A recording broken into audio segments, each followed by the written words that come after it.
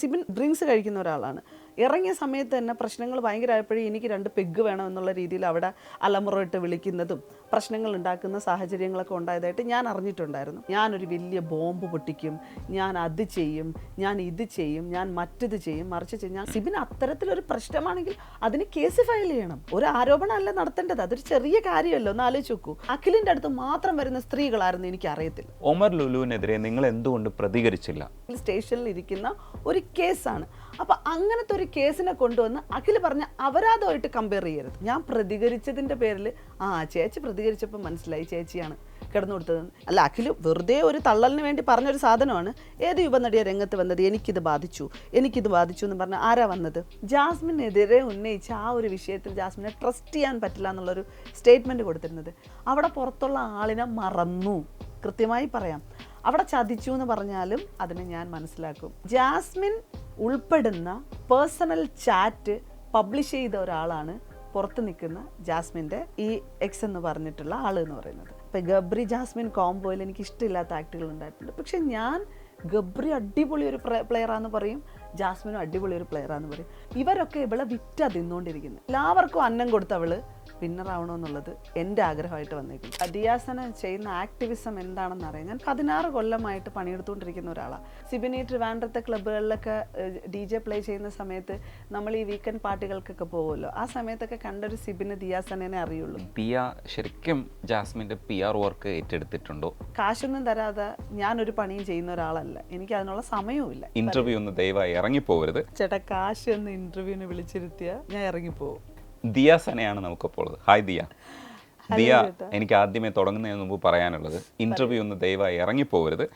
എന്താണ് ശരിക്കും ദിയ സംഭവിച്ചത്? ചേട്ടാ, കാശ് എന്ന് ഇന്റർവ്യൂവിന് വിളിച്ചിരുത്തിയാൽ ഞാൻ ഇറങ്ങിപ്പോവും.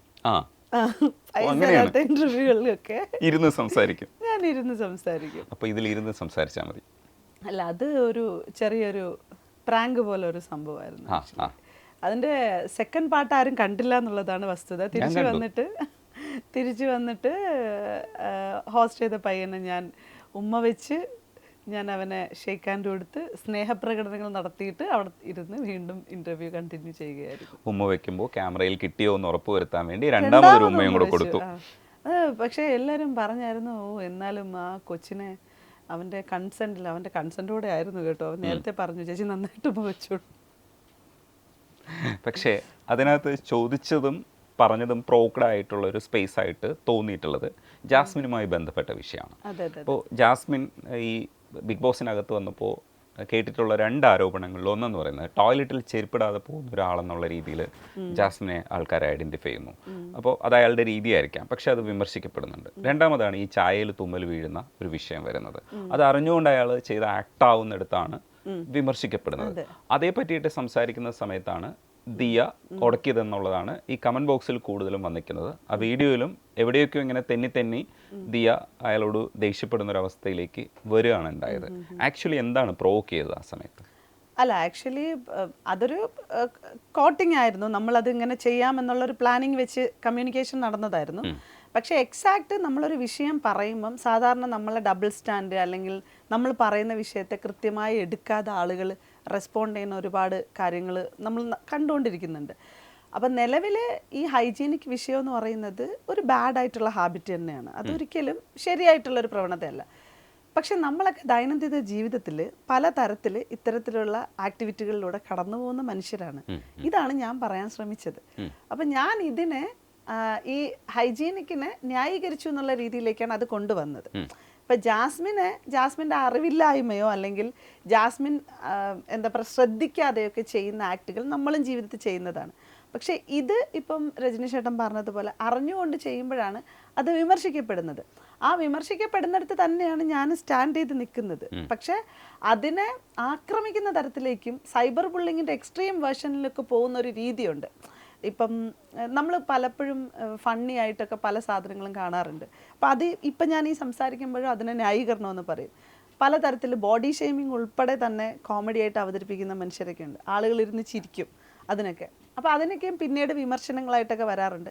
പക്ഷെ അത്രത്തോളം എക്സ്ട്രീം ലെവലിൽ ചർച്ചയാകുന്നില്ല എന്നുള്ളതാണ്. ഇതൊരു റിയാലിറ്റി ഷോ തന്നെ ആയതുകൊണ്ടും ഇവിടെ ഒരു സ്ത്രീയാണ് ഇത് ചെയ്തതുകൊണ്ടും ഒബ്വിയസ്ലി ആ സ്ത്രീ ഒരു ബ്യൂട്ടി വ്ളോഗറാണ്. അവരുടെ കരിയറിനെ തന്നെ ഇനി കണ്ടിന്യൂ ഒരു പൗഡർ പോലും ഇട്ടുകൊണ്ട് അവർക്ക് ഒരു ചാനലിൻ്റെ മുമ്പിൽ വന്നിരിക്കാനുള്ള ഒരു സ്പേസ് ഉണ്ടോ എന്നറിയില്ല. അത്രമാത്രം ബുള്ളിങ്ങിലൂടെ അവരെ നശിപ്പിച്ച് കളഞ്ഞു ഈ ഒരു ആക്ട് എന്ന് പറയുന്നത്. ഈ ആക്ട് മാത്രമല്ല, അവർ നഖം കടിക്കുന്നത്, കാലിൻ്റെ നഖമൊക്കെ എടുത്ത് വെച്ച് കടിക്കുന്നുണ്ട്. അപ്പോൾ ഇത്തരം ആക്ടിവിറ്റികളൊന്നും ഒരിക്കലും പ്രോത്സാഹിപ്പിച്ചുകൊണ്ടല്ല സംസാരിക്കുന്നത്. പക്ഷേ ബൈ മിസ്റ്റേക്കുകളെ നമ്മൾ ഇത് ആവർത്തിക്കാതിരിക്കാൻ അവർ വീണ്ടും ഈ പറഞ്ഞ ബാത്റൂമിൽ അവർ ചെരുപ്പിട്ട് തന്നെയാണ് ഇപ്പം നടന്നുകൊണ്ടിരിക്കുന്നതൊക്കെ. അപ്പം ആ തെറ്റുകളെയൊക്കെ അവർ തിരുത്താനുള്ള ശ്രമം നടത്തുമ്പോഴും അതിനെ കാണാതെ പോയി ആക്രമിക്കുന്നിടത്താണ് വീണ്ടും വീണ്ടും നമ്മൾ ഇതിനെ ഇങ്ങനെ പറഞ്ഞുകൊണ്ടിരിക്കേണ്ട ഒരു അവസ്ഥ വരുന്നത് നമുക്ക്. ഈ ദിയ ശരിക്കും ജാസ്മിൻ്റെ PR വർക്ക് ഏറ്റെടുത്തിട്ടുണ്ടോ എന്നുള്ളതാണ് ചോദ്യം. ഈ PR വർക്ക് എന്ന് പറയുന്നത് കുറേ കൊട്ടേഷനൊക്കെ പിടിച്ച്, കുറേ വോട്ടുകളൊക്കെ വാങ്ങിച്ച്, കുറേ പോസ്റ്റുകളൊക്കെ ഇവർക്ക് വേണ്ടിയിട്ട് നിരന്തരം ഷെയർ ചെയ്ത് ഇവരെ മാത്രം സപ്പോർട്ട് ചെയ്യുന്ന രീതിയിലുള്ള ഒരുപാട് കാര്യങ്ങൾ ചെയ്യുന്നതാണ് PR എന്ന് പറയുന്നത്. പിന്നെ എനിക്ക് കാശൊന്നും തരാതെ ഞാനൊരു പണിയും ചെയ്യുന്ന ഒരാളല്ല. എനിക്ക് അതിനുള്ള സമയവുമില്ല. എൻ്റെ ജോലികളാണ് എനിക്ക് ഇമ്പോർട്ടൻ്റ് എന്ന് പറയുന്നത്. ജാസ്മിൻ എന്ന് പറയുന്ന പെൺകുട്ടിയെ ദിയാസന എന്ന് പറയുന്ന ഒരു ആക്ടിവിസ്റ്റ്, അല്ലെങ്കിൽ സ്ത്രീകൾക്ക് വേണ്ടി സംസാരിക്കുന്ന, അല്ലെങ്കിൽ സ്ത്രീകൾക്കൊപ്പം നിൽക്കുന്ന ഒരാൾ സപ്പോർട്ട് ചെയ്യുന്നു എന്ന് പറയുന്നതാണ് എനിക്ക് കേൾക്കാൻ ഇഷ്ടം. ഈ PR എന്ന് പറയുന്നിടത്ത് അതിന് വേറെ നെഗറ്റീവായിട്ടുള്ളൊരു കോട്ടിലൂടെയാണ് അതിനെ കൊണ്ടുപോകുന്നത്. ഒരു 3 മാസമായിട്ട് ഒരു സ്ത്രീ ഭയങ്കരമായിട്ട് ആക്രമിക്കപ്പെടുന്നു. ഇവിടെ കലാ, സാംസ്കാരിക, സാമൂഹ്യ, രാഷ്ട്രീയ രംഗങ്ങളുണ്ട്, ഇടങ്ങളുണ്ട്. ഇവിടെയൊക്കെയും പലപ്പോഴും ബുള്ളിങ്ങുകൾ നമ്മൾ കാണുന്നുണ്ട്. അതിലൊക്കെ അപ്പുറത്തേക്ക് വെറും ഒരു റിയാലിറ്റി ഷോയിൽ ഒരു പെൺകുട്ടി ചർച്ചയാകുകയും ആ പെൺകുട്ടിയെ ഇത്രമാത്രം ബുള്ളിയും ചെയ്യുന്ന സാഹചര്യത്തിൽ ദിയാസന എന്ന് പറയുന്ന സ്ത്രീ, അല്ലെങ്കിൽ ഒരു സപ്പോർട്ടർ, അല്ലെങ്കിൽ ഞാനെന്ന് പറയുന്ന ഒരു ആക്ടിവിസ്റ്റ് സപ്പോർട്ട് ചെയ്യുന്നു എന്നുള്ളതാണ് അതിൻ്റെ വസ്തുത. ഈ ആക്ടിവിസ്റ്റ് എന്ന് പറയുന്ന വാക്കിനെ കുറിച്ചുള്ളൊരു ആരോപണം ഇപ്പോൾ സിബിൻ ഉന്നയിച്ചിട്ടുണ്ട്. അതിലേക്ക് ഞാൻ വരാം. പക്ഷേ ജാസ്മിന് വേണ്ടിയിട്ട് ഒരു നീണ്ട കുറിപ്പ് ദിയ എഴുതിയിട്ടുള്ളത് ഞാൻ ഈ അടുത്ത് വായിച്ചായിരുന്നു. അതായത് ജാസ്മിൻ്റെ ബിഗ് ബോസിനുള്ളിലെ പെരുമാറ്റം എന്താണെന്ന് വിലയിരുത്തിക്കൊണ്ട് ജാസ്മിനെയും മറ്റ് കണ്ടസ്റ്റൻറ്റുകളെയും താരതമ്യം ചെയ്തുകൊണ്ടൊക്കെ എഴുതുന്നതാണ്. പക്ഷേ ഈ പറയുന്ന കുറിപ്പിലൊക്കെ ജാസ്മിൻ ചെയ്ത ചില കാര്യങ്ങളെയൊക്കെ അഡ്രസ്സ് ചെയ്യുന്നുണ്ട്, ചില നെഗറ്റീവ്സിനെയും അഡ്രസ്സ് ചെയ്യുന്നുണ്ട്. പക്ഷേ ഈ കുറിപ്പ് നീളത്തിൽ എഴുതുമ്പോൾ നമുക്ക് കരുതാൻ പറ്റുന്നത് ജാസ്മിന് വേണ്ടിയിട്ടാണോ ഈ കുറിപ്പ് എഴുതിയതെന്ന് എല്ലാവർക്കും ഒരു സംശയം തോന്നും. രജനി ചേട്ടാ, ആക്ച്വലി ആ കുറിപ്പ് എഴുതിയത് ഞാനല്ല. എനിക്ക് വളരെ ഇഷ്ടപ്പെട്ട ഒരു കുറിപ്പായിരുന്നു അത് ഞാൻ ഷെയർ ചെയ്യുക മാത്രമാണ് ചെയ്തത്. അത് ധന്യ എന്ന് പറഞ്ഞൊരു കുട്ടി എഴുതിയതാണ്. ജാസ്മിനെ നല്ല രീതിയിൽ അനലൈസ് ചെയ്ത് എഴുതിയതാണ്. ധന്യ, രാധിക ഇവരൊക്കെ നല്ല രീതിയിൽ ഒരുമിച്ചിരുന്ന് എഴുതിയ ഒരു കുറിപ്പാണ്. അത് എനിക്ക് ഭയങ്കര ഇഷ്ടമായതുകൊണ്ടാണ് ഞാൻ ആ പോസ്റ്റ് അതിട്ടത്. ആ കുറിപ്പിനെ ഞാൻ കോപ്പി പേസ്റ്റ് ചെയ്ത് പോസ്റ്റ് ചെയ്തത്. അല്ലാതെ അത് ഞാൻ എഴുതിയതല്ല. എനിക്ക് ഇഷ്ടപ്പെട്ടതാ, അത്രയേ ഉള്ളൂ. അതുകൊണ്ടിട്ട് എനിക്ക് ആ ഒരു കുറിപ്പിനെ കൂടുതൽ പറയാനില്ല. പക്ഷെ അത് ഒരുപാട് ആളുകൾ വായിച്ചു എന്ന് ഞാൻ മനസ്സിലാക്കുന്നു. ഒരുപാട് ആളുകൾ അതിന് അഭിപ്രായം പറയുകയൊക്കെ ചെയ്തിട്ടുണ്ടായിരുന്നു. ജാസ്മിൻ്റെ നമ്മൾ ബിഗ് ബോസിലെ പെർഫോമൻസിനെ നമുക്ക് വിലയിരുത്തേണ്ടതുണ്ട്. അതിന് മുമ്പ് ഈ ദിയ ചില ആരോപണങ്ങൾ ഉന്നയിച്ചാൽ, ഇപ്പോൾ സിബിൻ പുറത്തിറങ്ങുന്ന സമയത്ത് സിബിനുമായി ബന്ധപ്പെട്ട് വിഷയങ്ങൾ സംസാരിക്കുമ്പോഴും സിബിൻ തിരിച്ചു പറയുന്ന സമയത്തും ഒക്കെ ഒരു പ്രോബ്ലം എന്താണെന്ന് വെച്ചാൽ ഇത് കൃത്യമായ അതിരുകളിൽ നിൽക്കുന്നില്ല. ഇപ്പോൾ അത് പുറത്തേക്ക് പോകുന്നുണ്ട്. ഇപ്പോൾ ദിയ അവസാനം ലൈവിൽ ശുഭതയായി സംസാരിക്കുന്ന ദിയയാണ് കാണുന്നത്. ദിയ അത്ര അഗ്രസീവായി സംസാരിക്കാൻ അത്ര പ്രൊവോക്ക് ചെയ്തോ സുബിൻ? ഞാൻ തിരുവനന്തപുരത്തല്ലേ താമസിക്കുന്നത്. വളരെ പുച്ഛിച്ചിട്ട് ദിയാസന ചെയ്യുന്ന ആക്ടിവിസം എന്താണെന്ന് അറിയാം. ഞാൻ 16 കൊല്ലമായിട്ട് പണിയെടുത്തുകൊണ്ടിരിക്കുന്ന ഒരാളാണ്. ഞാൻ ചെയ്യുന്നതിനെ പറ്റിയിട്ടോ എന്നെ പറ്റിയിട്ടോ ഒന്നും സിബിൻ അറിയില്ല. അത് സിബിൻ്റെ ആ വർത്തമാനത്തിൽ നിന്ന് എനിക്ക് മനസ്സിലായി. ജസ്റ്റ് എനിക്ക് തോന്നുന്നു സിബിൻ ഈ ട്രിവാൻഡ്രത്തെ ക്ലബ്ബുകളിലൊക്കെ DJ പ്ലേ ചെയ്യുന്ന സമയത്ത് നമ്മൾ ഈ വീക്കെൻഡ് പാർട്ടികൾക്കൊക്കെ പോകുമല്ലോ, ആ സമയത്തൊക്കെ കണ്ടൊരു സിബിന് ദിയാസനെ അറിയുള്ളൂ. അതിലപ്പുറത്തേക്ക് ദിയാസന എന്ത് പണിയെടുത്തിട്ടുണ്ടെന്നോ അല്ലെങ്കിൽ ഞാൻ എന്ത് ചെയ്തുകൊണ്ടിരിക്കുന്നതെന്നോ അതിനെപ്പറ്റിയൊന്നും ഒരു ധാരണയില്ല. ഒരു ബിഗ് ബോസ് സീസൺ 6 ഒരു കണ്ടസ്റ്റൻറ്റ് 15 ദിവസം നിന്നൊരു കണ്ടസ്റ്റൻ്റ് എന്നുള്ള നിലയിൽ അപ്പുറത്തേക്ക് സിബിൻ നത്തിങ് ആണ്. അതേസമയം ഇപ്പം ഞാൻ ഇവിടെ വന്നിരുന്നു, ഞാൻ ബിഗ് ബോസ് കണ്ടസ്റ്റന്റ് എന്ന അർത്ഥത്തിൽ മാത്രമാണ് അറിയുന്നത്, അതിലൊന്നും ആ ബിഗ് ബോസ് കണ്ടസ്റ്റൻസ് എന്നുള്ളതിന് പോലും വാല്യൂ ഇല്ല അവൻ പറയുന്നതിൽ. കാരണം അത്ര പുച്ഛിച്ചിട്ടാ സംസാരിക്കുന്നത്. ഒന്നല്ലെങ്കിൽ ആലോചിക്കേണ്ടത് ഇവരൊക്കെ തുടങ്ങി വെക്കുന്നതിന് മുമ്പേ ഒന്ന് തുടങ്ങി വെച്ച മനുഷ്യരുടെ കൂട്ടത്തിലുള്ളതല്ലേ എന്നെങ്കിലും ആലോചിക്കണം. അന്ന് എങ്ങനെയാണ് അങ്ങനെ ഒരു പ്ലാറ്റ്ഫോം കിട്ടിയതെന്നുള്ള ആലോചിക്കണം. എന്തായാലും അതൊരു പുറത്തുള്ള ഒരാളെന്നുള്ള നിലവിലൊന്നിലുമല്ല, ഒരു ആക്ടിവിസ്റ്റ് എന്നുള്ള ലേബലിൽ തന്നെയാണ്. പിന്നെ എന്തൊക്കെയാണെന്ന് എനിക്ക് പ്രൂവ് ചെയ്ത് കൊടുക്കാനൊന്നും പറ്റത്തില്ല. പക്ഷേ അയാളുടെ ആ ഒരു പുച്ഛം എന്ന് പറയുന്നത് എന്നെ വളരെ മോശക്കാരിയാക്കുന്ന തരത്തിലുള്ളൊരു പുച്ഛമായിരുന്നു. എനിക്ക് ശരിക്കും സിബിൻ്റെ വർത്തമാനത്തിൽ നിന്ന് പ്രൊവോക്ക് ആവുന്ന റീസൺ മറ്റൊരു കാര്യമല്ല. ഇപ്പോൾ PR എന്ന് പറഞ്ഞ് സംസാരിച്ച സാധനമോ ഇതോ അതിനൊക്കെ ഞാൻ സർക്കസിച്ചിട്ടാണ് ഞാൻ മറുപടി കൊടുത്തിട്ടുണ്ടായിരുന്നത്. വളരെ തമാശ കലർന്ന രീതിയിലാണ് ഞാൻ റെസ്പോണ്ട് ചെയ്തത്. പക്ഷേ ഇവിടെ ഈ ഒരു പോയിന്റ് പറയുന്നിടത്ത് അയാൾ എന്താണ് സ്ഥാപിക്കാൻ ഉദ്ദേശിക്കുന്നത്, എന്നെപ്പറ്റി എന്താണ് അയാൾ പറയാൻ ഉദ്ദേശിക്കുന്നത്? എവിടെയും ഒരു സ്ത്രീ പ്രതികരിക്കുന്ന സമയത്ത് അവൾ വളരെ വൃത്തികെട്ടവളും മോശക്കാരിയും തെറ്റുകാരിയും എന്ന് പറയുന്നിടത്താണല്ലോ ഒരു പെണ്ണിനെ ആക്രമിക്കാൻ പറ്റുന്നത്. പണ്ട് കാലത്ത് ഇവൾ വിഡിയാണ് എന്ന് പറഞ്ഞായിരുന്നു ആക്രമിച്ചുകൊണ്ടിരുന്നത്. അതുപോലത്തെ ഒരേ പാറ്റേണിൽ വിളിച്ചുകൊണ്ടാണ് ഇവരുടെയൊക്കെ വർത്തമാനത്തിൻ്റെ രീതികൾ വരുന്നത്. ആ ഇടത്തൊക്കെ നമുക്ക് പ്രശ്നങ്ങളുണ്ട് ചേട്ടാ. കാരണം ആത്മാഭിമാനം ഉണ്ടെങ്കിൽ പ്രശ്നങ്ങളുണ്ട് എന്നുള്ളതാണ്. അപ്പം ഞാനിപ്പോൾ ഇത് പറയുമ്പോൾ ഇവർക്ക് എവിടെ നിന്ന് ആത്മാഭിമാനം എന്ന് ചോദിക്കുന്നിടത്ത് അത് ആത്മാഭിമാനത്തോടെ ജീവിക്കുന്നത് കൊണ്ടിട്ട് നമുക്കത് മനസ്സിലാവുന്നത് പോലെ ഇല്ലാത്ത മനുഷ്യർക്ക് മനസ്സിലാവില്ല എന്ന് എനിക്ക് പറയാൻ പറ്റത്തുള്ളൂ. അതിന് ഭൂരിപക്ഷം വന്ന് കൊട്ടിഘോഷിച്ചാലും ഞാൻ സ്ത്രീ ആയതിൻ്റെ പേരിലാണ്. ഞാൻ ഈ പ്രതികരിക്കുന്ന സാധനം ഞാനൊരു പുരുഷനായി നിന്നുകൊണ്ടാണ് ഇവിടെ ഇരുന്ന് സംസാരിച്ചെങ്കിൽ എനിക്ക് കിട്ടുന്ന സ്വീകാര്യത എന്തെന്ന് എനിക്ക് വളരെ കൃത്യമായി അറിയാം. ഈ 16 കൊല്ലമായിട്ട് ഈ പണിക്ക് ഇറങ്ങി തിരിച്ചിരിക്കുന്നതാണ്. അതുകൊണ്ടിട്ട് എനിക്ക് ഈ പറഞ്ഞ ഇതൊന്നും നത്തിങ് ആയതുകൊണ്ട് ഞാൻ വീണ്ടും വീണ്ടും പ്രതികരിച്ചുകൊണ്ടിരിക്കും. ഇപ്പം ബിഗ് ബോസിൽ നിന്ന് സിബിൻ ഇറങ്ങി വരുന്ന ഒരു സാഹചര്യം എന്ന് പറഞ്ഞാൽ അതിനകത്തിരുന്ന് കരയുന്ന മനുഷ്യനെ നമ്മൾ കാണുന്നുണ്ട്. മാനസികമായിട്ടുള്ള ബുദ്ധിമുട്ടുകൾ അനുഭവിക്കുന്നു എന്ന് കരുതുന്നു. അത് കഴിഞ്ഞിട്ട് സിബിൻ പുറത്തിറങ്ങുമ്പോൾ പറയുന്ന കഥ അതായിരുന്നില്ല. അയാൾ അങ്ങനെ ഒരു സാഹചര്യത്തിൽ പുറത്ത് പ്രഷറൈസ് ചെയ്ത് പുറത്തേക്ക് വിട്ടു എന്നുള്ള അർത്ഥത്തിലാണ് സിബിൻ പറയുന്നത്. പക്ഷെ ഇപ്പോൾ ദിയ പറയാൻ ഇപ്പം ദിയയുടെ ഒരു വാചകത്തിൽ നിന്ന് മനസ്സിലാവുന്നത് ഇതിനകത്ത് നമുക്ക് അറിഞ്ഞുകൂടാത്ത കാര്യങ്ങൾ എന്തൊക്കെയുണ്ട് എന്ന് നമുക്ക് മനസ്സിലാവുന്നുണ്ട്. ഗുളിക ഫോഴ്സ്ഫുള്ളി കഴിപ്പിക്കാൻ ശ്രമിച്ചു എന്നൊക്കെയുള്ള സ്റ്റേറ്റ്മെന്റ്സ് വരുന്നുണ്ട്. ദിയ ശരിക്കും ആ സിബിന്റെ പുറത്താകൽ എങ്ങനെയാണ് മനസ്സിലാക്കണേ? ചേട്ടാ, ഒന്നാമത്തെ കാര്യം അവിടുത്തെ മെഡിക്കൽ ടീം എന്നൊക്കെ പറയുന്നത് വളരെ നല്ലൊരു ടീമാണ്. നമ്മളുടെ ഹെൽത്ത് കണ്ടീഷൻ്റെ എല്ലാ ആക്സസും അവർ പരിശോധിച്ചിട്ടാണ് നമ്മൾ അകത്ത് വിടുന്നത്. കൂടിപ്പോയി കഴിഞ്ഞാൽ ഒരു പ്രഷർ, ഷുഗർ, കൊളസ്ട്രോൾ ഇങ്ങനെയൊക്കെയുള്ള വിഷയങ്ങൾ പെട്ടെന്നൊക്കെ ഉണ്ടാകുന്ന തലകറക്കങ്ങൾ അല്ലെന്നുണ്ടെങ്കിൽ ടാസ്കിൽ വരുന്ന കാല് കൈയൊക്കെ മുറിയുന്ന സാഹചര്യങ്ങൾ, ഇതിനൊക്കെ ഫസ്റ്റ് എയ്ഡഡ് ആയിട്ടാണ് അവർ സാധാരണ അതിനുള്ളിലുള്ള ഡോക്ടേഴ്സ് വരുന്നത് നമ്മളടുത്ത്. അതിലപ്പുറത്തേക്ക് നമുക്കൊരു അസുഖം ഉണ്ടെങ്കിൽ തീർച്ചയായിട്ടും അവർ നമ്മളെ ഡോക്ടർ ഹോസ്പിറ്റലിലേക്ക് കൊണ്ടുപോകും. ഒരിക്കലും നമുക്ക് അവിടെ നിന്നൊരു കാര്യം ചെയ്യാൻ പറ്റത്തില്ല. ഒരാളുടെ ഹെൽത്തിന് വേണ്ടാത്തൊരു കാര്യം അവർ ചെയ്താൽ അയാളുടെ ഹെൽത്തിനെ ബാധിക്കില്ലേ? അപ്പോൾ അവർക്ക് വല്ല സംഭവിച്ചു പോയാൽ അവർ സമാധാനം പറയേണ്ടി വരില്ലേ? അപ്പോൾ അത്ര പോലും ബുദ്ധിയും ബോധവും ഇല്ലാതെയാണ് ഇവരിവിടെ വന്ന് ആരോപണം നടത്തുന്നതെന്നുള്ളതാണ് മനസ്സിലാക്കണം. ഒന്നാമത്തെ കാര്യം, സിബിൻ ഇറങ്ങുന്ന സമയത്ത് സിബിൻ്റെ കയ്യിലല്ലായിരുന്നു സിബിൻ്റെ മൈൻഡ് എന്നാണ് ഞാൻ മനസ്സിലാക്കുന്നത്. കാരണം അത്രമാത്രം അവസ്ഥകളിലൂടെ സിബിൻ കടന്നു പോയിട്ടുണ്ടായിരുന്നു. പുറത്തിറങ്ങുന്ന സാഹചര്യത്തിലും ഞാൻ അറിഞ്ഞ കാര്യം, സിബിന് വിട്രോവൽ സിൻഡ്രോം തുടങ്ങി. അവിടെ നിന്ന് സിബിൻ ഡ്രിങ്ക്സ് കഴിക്കുന്ന ഒരാളാണ്. ഇറങ്ങിയ സമയത്ത് തന്നെ പ്രശ്നങ്ങൾ ഭയങ്കരമായപ്പോഴേ എനിക്ക് 2 പെഗ് വേണം എന്നുള്ള രീതിയിൽ അവിടെ അലമുറയിട്ട് വിളിക്കുന്നതും പ്രശ്നങ്ങൾ ഉണ്ടാക്കുന്ന സാഹചര്യങ്ങളൊക്കെ ഉണ്ടായതായിട്ട് ഞാൻ അറിഞ്ഞിട്ടുണ്ടായിരുന്നു.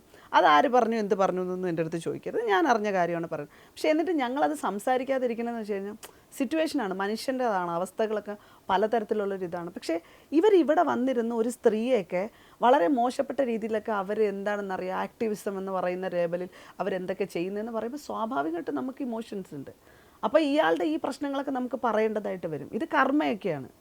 ഇത് അയാൾ എന്ത് ചെയ്തു എന്നുള്ളതാണ് അയാൾ തിരിച്ച് അടിച്ചുകൊണ്ടിരിക്കുന്നത്. കുറേ നാളുകളായിട്ട് എല്ലാ ചാനലിൻ്റെയും മുന്നിൽ വന്നിരുന്ന അയാൾ പറയുന്നുണ്ട്, പിന്നെ ഞാനൊരു വലിയ ബോംബ് പൊട്ടിക്കും, ഞാൻ അത് ചെയ്യും, ഞാൻ ഇത് ചെയ്യും, ഞാൻ മറ്റിത് ചെയ്യും, മറിച്ച് ചെയ്യും. ഞങ്ങളൊരു 10-47 പേപ്പറുള്ളൊരു എഗ്രിമെൻറ്റ് സൈൻ ചെയ്ത് കൊടുത്തിട്ടാണ് ഒരു കോർപ്പറേറ്റ് കമ്പനിയുടെ ഒരു ഷോയിൽ പാർട്ടിസിപ്പേറ്റ് ചെയ്യാൻ വേണ്ടി പോണത്.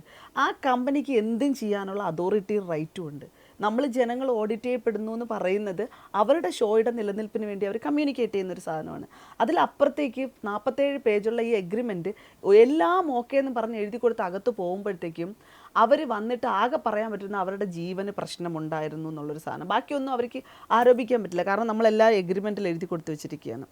അപ്പോൾ ഇയാൾക്ക് അത്രമാത്രം പ്രശ്നമുണ്ടെങ്കിൽ എന്തുകൊണ്ട് അയാൾ കംപ്ലയിൻറ്റ് ഫയൽ ചെയ്തില്ല?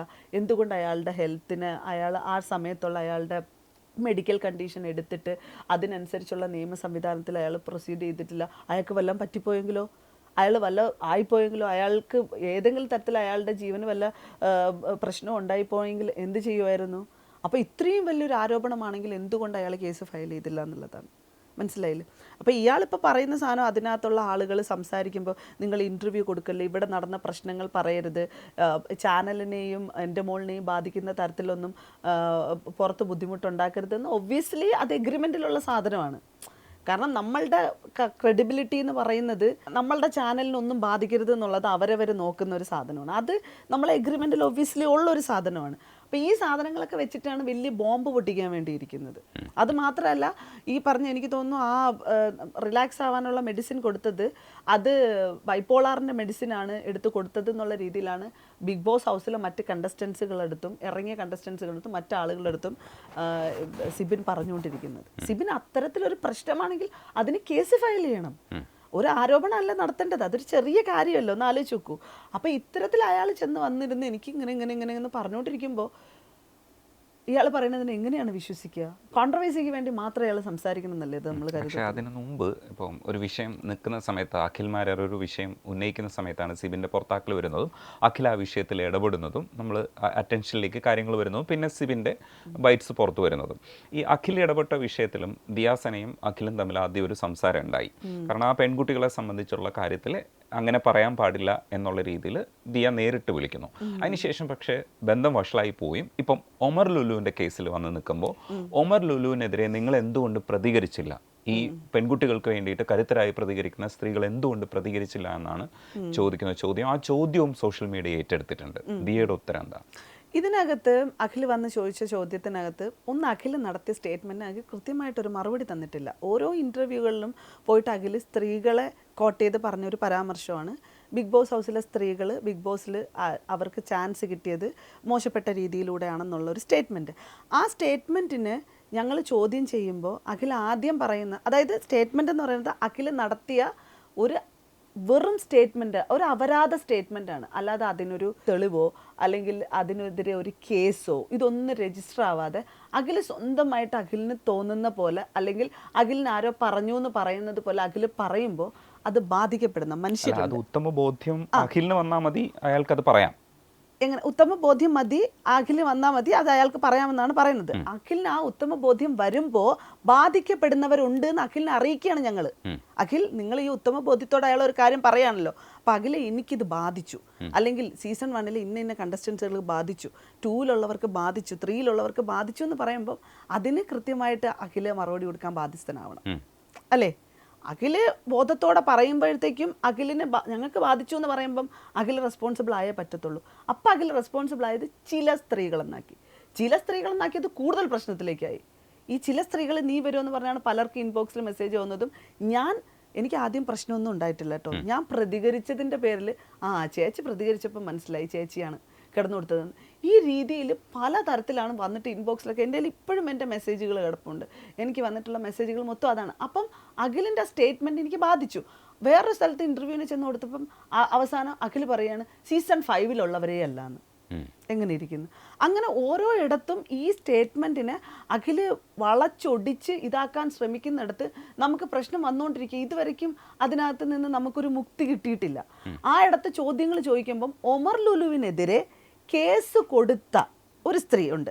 അത് കേസാണ്, കോടതിയിൽ കിടക്കുന്ന അല്ലെങ്കിൽ സ്റ്റേഷനിൽ ഇരിക്കുന്ന ഒരു കേസാണ്. അപ്പം അങ്ങനത്തെ ഒരു കേസിനെ കൊണ്ടുവന്ന് അഖിൽ പറഞ്ഞ അപരാധമായിട്ട് കമ്പയർ ചെയ്യരുത്. അത് രണ്ടും രണ്ടാണ്. അതിനകത്ത് എനിക്ക് ഒപ്പീനിയൻ ഉണ്ട്. ആ ഒപ്പീനിയൻ ഞാൻ സംസാരിച്ചിട്ടില്ല. അത് പർപ്പസായിട്ട് ഇപ്പം സംസാരിക്കാത്തത് റീസൺ എന്തെന്ന് വെച്ചാൽ അഖിൽ ഇതുവരയ്ക്കും നമുക്കുണ്ടായ അപമാനത്തിൽ ഇപ്പം രജനി ചേട്ടാ, എനിക്ക് എൻ്റെ സെൽഫ് റെസ്പെക്റ്റും എൻ്റെ ആത്മാഭിമാനമാണ് എൻ്റെ മെയിൻ. എനിക്ക് അതിനുള്ള ആൻസർ കിട്ടിയിട്ടേ എനിക്ക് ബാക്കിയുള്ള കാര്യത്തിന് എനിക്ക് റെസ്പോണ്ട് ചെയ്യാൻ പറ്റത്തുള്ളൂ.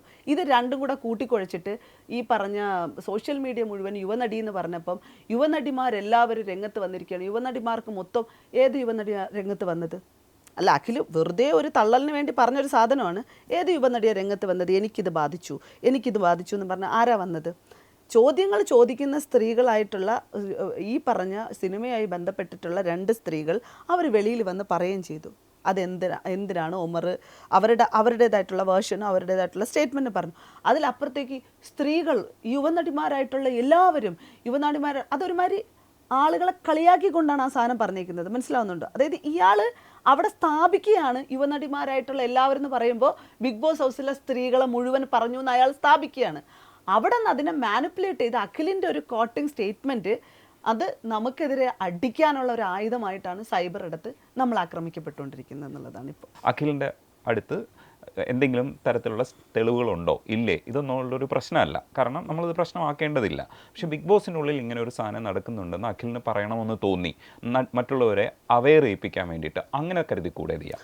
ഇല്ല, ഒന്ന് കാസ്റ്റിംഗ് കൗച്ചുമായി ബന്ധപ്പെട്ട ഒരു കോമൺ സാധനമായാണ് ഇപ്പം അഖിൽ ഉന്നയിച്ചിരുന്നെങ്കിൽ, സ്ത്രീകൾക്ക് വേണ്ടി സംസാരിച്ചിരുന്നെങ്കിൽ ഞാൻ ആ അഖിലിന് ഒരു ഹാറ്റ്സ് ഓഫ് കൊടുത്തൊരു ക്ലാപ്പ് കൊടുത്തനായിരുന്നു. പക്ഷേ ഇവിടെ അഖിൽ സംസാരിക്കുന്നതിൽ ബിഗ് ബോസ് ഹൗസിലെ സ്ത്രീകൾ എന്നുള്ള ഒരു കോട്ടിംഗ് ആണ് വിഷയം എന്ന് പറയുന്നത്. അതിനകത്ത് നടന്നിട്ടുണ്ടെങ്കിൽ എന്ന് പറയുന്നതിനകത്ത് പ്രസക്തിയില്ല. കാരണം അങ്ങനെ നടന്നിട്ടില്ല. അങ്ങനെ നടന്നിട്ടുണ്ടെങ്കിൽ അത്തരം സ്ത്രീകൾ വെളിയിൽ വരും, ഏതെങ്കിലും രീതിയിൽ കൂടെ അത് വരും. അത് അഖിലിൻ്റെ അടുത്ത് മാത്രം വരുന്ന സ്ത്രീകളായിരുന്നു എനിക്കറിയത്തില്ല.